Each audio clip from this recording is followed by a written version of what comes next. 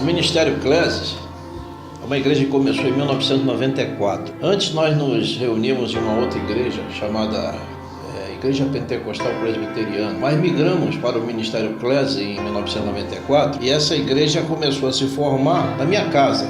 A origem do Ministério Clesis era a minha residência. Costumávamos a nos reunir na laje da minha casa e era tanta gente e um som tão legal que as outras igrejas perguntaram: como é que nasce um movimento desse aí tão vibrante? E mandavam pessoas para saber o que estava acontecendo. E nós, muita alegria, porque Jesus estava fazendo uma grande obra, nós ali nos reuníamos e a igreja começou a crescer. O primeiro batismo dessa nova igreja foi feito na piscina da minha casa e muita gente passou pelas águas, se não me engano até a irmã Marilu, que é uma exponencial da nossa igreja, uma das mais antigas, passou pelo batismo nas águas na piscina da minha casa. E nós começamos a nos preocupar em ter uma sede, um local onde pudéssemos nos reunir sem ser numa residência. E achamos na rua Anísio de Abreu, ali em Guadalupe, achamos um ex-centro espírita que se chamava Tenda Espírita Filhos de Iansã. Mas ela estava desativada e o pai biológico do pai de santo, ele estava colocando aquela casa à venda. E nós começamos a nos preocupar em comprar, não tínhamos dinheiro, mas nós tínhamos um Deus. E eu me lembro que naquela época eles queriam coisa de $30 mil, que havia uma desvalorização muito grande da moeda brasileira, que foi o período chamado dolarização. Vocês têm ideia, naquela época o salário mínimo era menos de $100. Então $30 mil era muito dinheiro. E eu comecei a andar de um lado para o outro procurando e consegui um colega, um amigo, que me emprestou os $30 mil. Era um grande empresário do ramo de bebidas refrigerantes, que era uma concessionária da Brahma. O nome dele era Pedro Nardelli. Esse nome nunca será esquecido dos anais do Ministério Clesis. Pedro Nardelli prestou o dinheiro e nós compramos o terreno, a casa, no caso, aonde era antigamente um centro espírita. Compramos e imediatamente começamos a fazer a igreja. Mas ficou um problema, nós tínhamos que pagar os $30 mil. E aí, da onde tirar dinheiro? Uma igreja começando, $30 mil era uma fortuna naquela época. Eu tinha uma casa de praia em Itacuruçá e não conseguindo pagar esse dinheiro, eu peguei as escrituras da casa de praia e eu fui ter com o meu amigo. E cheguei lá, apresentei a ele os documentos da casa de praia e falei para ele assim: olha só, eu não estou conseguindo pagar, a minha casa vale pelo menos $50 mil. Eu queria que você aceitasse ela como pagamento da dívida.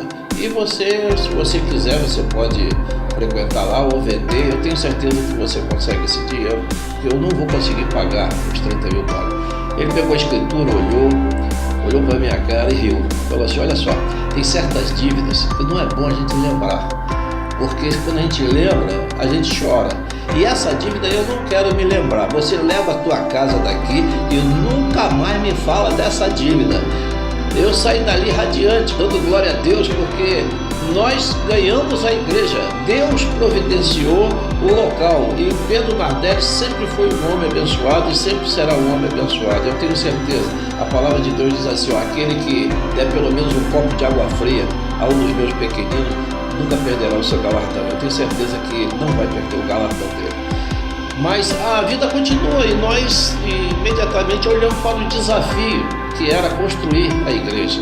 E naquela época nós tínhamos muita alegria e as pessoas viviam como aquele salmo que diz que quando nós voltamos de Sião, nós éramos como os que sonham, na nossa boca havia um sorriso e muita alegria no nosso viver, e as pessoas se reuniam e davam tudo para a igreja. Nós começamos a fazer as compras para edificar o templo, e eram caminhões de areia, caminhões de pedra, ferro de meia polegada, caminhões de tábua, caminhões de cimento, coisa que a gente não pode imaginar.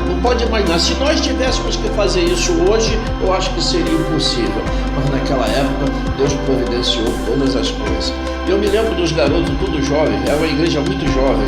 Meu filho tinha pouco mais que 15 anos, o Hércules também era um adolescente, hoje eles são pastores, né? E outros, como Tarcísio, o pastor Tarcísio, começaram essa igreja com muita alegria, com muita vontade, e nós hoje temos um templo maravilhoso. O pessoal costuma dizer que é a sede, mas na nossa igreja não existe sede, todas as igrejas são igrejas sede, mas ali seria o templo maior, o primeiro templo, e há sempre uma reverência, porque ali foi a obra que Deus fez muito grande. Vencemos o desafio de fazer o templo, e o templo hoje é uma realidade. Passamos para o terceiro desafio. Então, vejam bem, o primeiro desafio foi a compra do terreno, o segundo desafio foi a construção do templo, mas havia um desafio que fazia parte da nossa meta de fazer missões. Lembrávamos que nós, sempre que nos reuníamos, nós falávamos, lembra de missões, nós temos que fazer missões, porque a igreja só vai para frente se ela for missionária.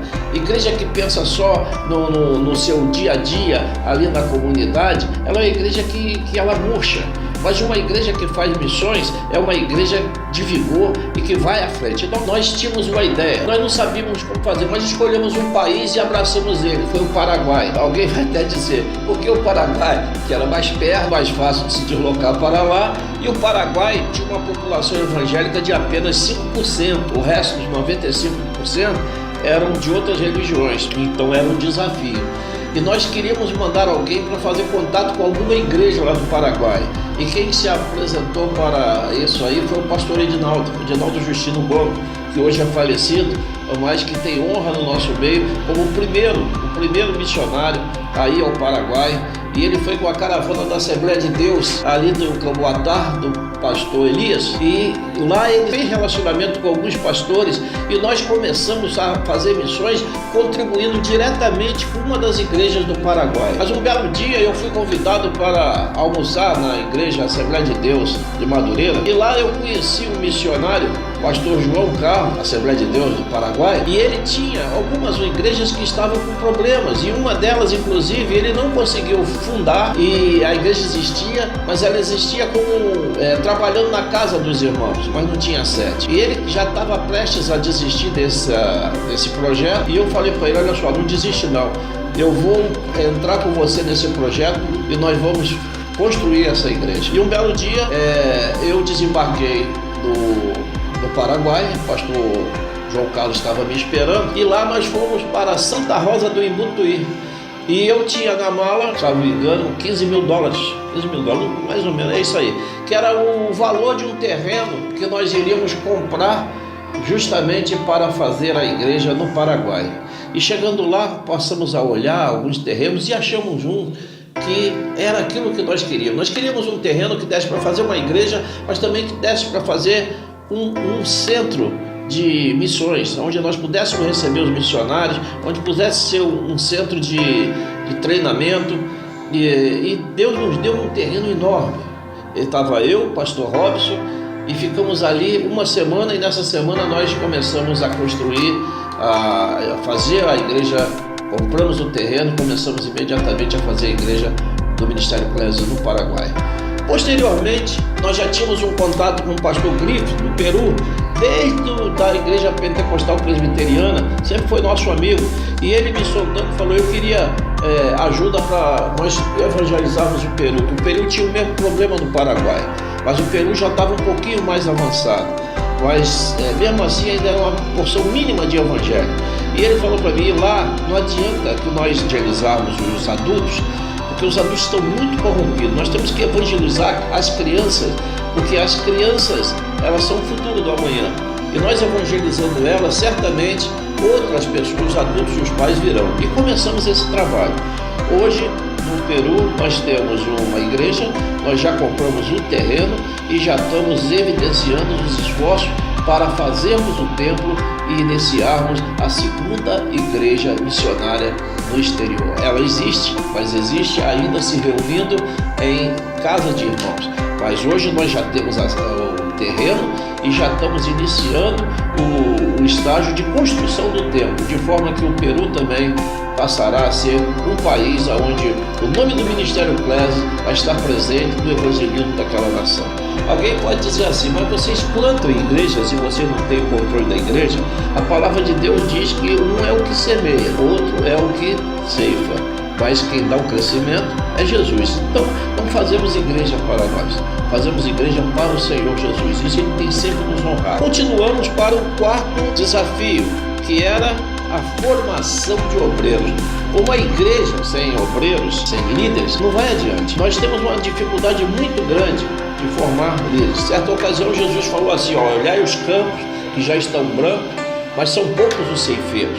Rogai ao Senhor da seara que envie os ceifeiros. E começamos a rogar ao Senhor da seara, que é o nosso Senhor Jesus Cristo, que nos mandasse ceifeiros. E nós começamos a receber os irmãos com convicção de serem pastores, serem missionários, chamados vocações ministeriais. E começamos a trabalhar com esses irmãos. E eles começaram a crescer e procuraram seminários, fizeram seminários, estudaram a palavra de Deus. O Ministério Eclésia sempre primou pelo ensino da palavra de Deus. Nós não damos muito valor a certos movimentos que buscam somente nas ações e sentimentos para provar a existência de Deus. Não.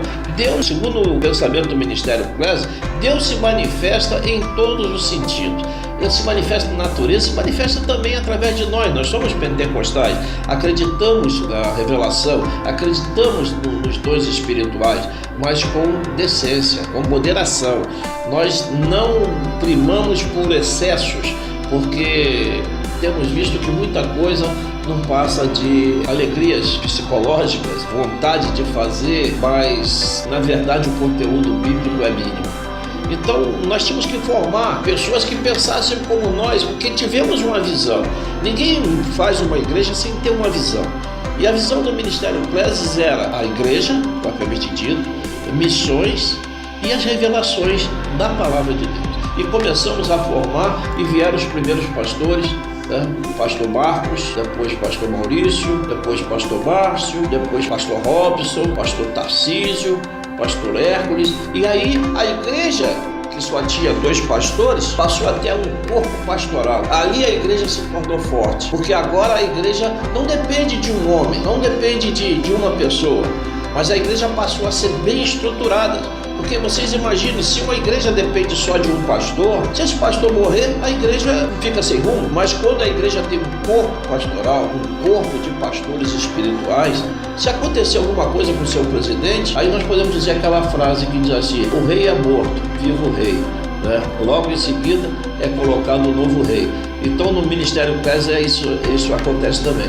Hoje ela é forte porque ela tem um corpo pastoral, um corpo de obreiro e um corpo de membro. Ela sabe os seus direitos, sabe a sua posição na sociedade, e se um dia o pastor presidente faltar, imediatamente outro pastor substituirá, porque a obra do Senhor não pode sofrer prejuízo. A formação dos obreiros, que nós falamos ainda há pouco, como quarta etapa, simplesmente isso aí: formar consciência de que não estamos fazendo uma obra terrena, e sim uma obra espiritual que tem o apoio do céu. Jesus falou sobre essas pedras, que somos nós. Ele edificaria a sua igreja, e as portas do inferno não prevaleceriam contra ela. E tudo que a igreja ligasse na terra seria ligado no céu. Essa é a formação da nossa igreja, esse é o nosso conhecimento, e essa é a força do Ministério Eclésia. Sendo fortalecido o sentimento de ministério, de igreja, nós começamos a pensar na multiplicação das igrejas. Ela não teve um crescimento estrondoso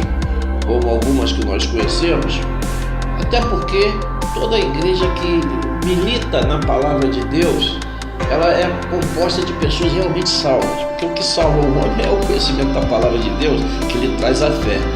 Nós nunca fomos uma igreja de grandes espetáculos, promover chamamentos de pessoas para algo extraordinário, algo extrasensorial. Talvez se nós fizéssemos isso, hoje nós tivéssemos muito mais membros. Não, ao contrário, nós primamos pela pregação da palavra de Deus. Se entendemos que se uma pessoa não tem conteúdo para ensinar, para evangelizar e para fazer com que aquelas pessoas se desviem do mau caminho, não é um espetáculo que vai tirá-la das trevas. A palavra de Deus é bem clara: a fé vem pelo ouvir e o ouvir pela palavra de Deus. Então procuramos ao máximo trabalhar com a palavra de Deus. E aí a multiplicação das igrejas começaram a surgir. Veio a igreja lá da Palmeirinha, veio a igreja depois lá do Camboatá, veio a igreja lá de Anchieta, veio a igreja lá de Nova Iguaçu, foram crescendo. E hoje o Ministério Eclésia conta com 14 igrejas, sendo 2 fora, uma no Paraguai e uma no Peru. Mas dentro da comunidade somos 12 igrejas que trabalham em prol da pregação do Evangelho e da graça do nosso Senhor e Salvador Jesus Cristo. O Ministério hoje é uma igreja firmada, é uma igreja consciente, é uma igreja que existe, é uma igreja que produz para o reino de Deus. Nós só podemos agradecer a todos aqueles, que muitos aqui eu não falei o nome, mas muitos, a minha esposa, por exemplo, que teve que suportar o banheiro da nossa casa virando banheiro de igreja, né? Ela suportou muita coisa e hoje nós podemos contemplar a obra da igreja e certamente os que estão aqui hoje, que estão pastoreando, eles ainda não tiveram uma revelação de crescimento como eu tive, mas com certeza, essa revelação virá. E quando a revelação vir, cada igreja fará a sua multiplicação. Então, essa história do Ministério Eclésia até aqui nos ajudou